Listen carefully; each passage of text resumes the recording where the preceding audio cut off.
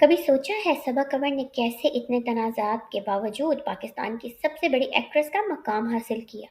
ہر scandal, ہر criticism کے بعد بھی وہ اور زیادہ چمکتی گئی۔ آج صبا قمر گجرانوالہ کی ایک لڑکی، جس کے پاس نہ فلمی بیک گراؤنڈ تھا نہ سپورٹ، صرف ٹیلنٹ اور ہمت۔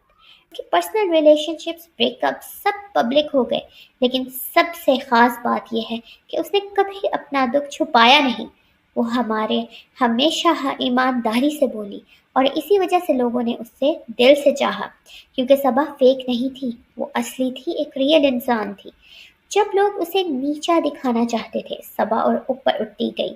اس کا بالی ووڈ ڈیبیو ہندی میڈیم میں عرفان خان کے ساتھ تھا، اور دنیا نے اس کی ٹیلنٹ کو سلیوٹ کیا۔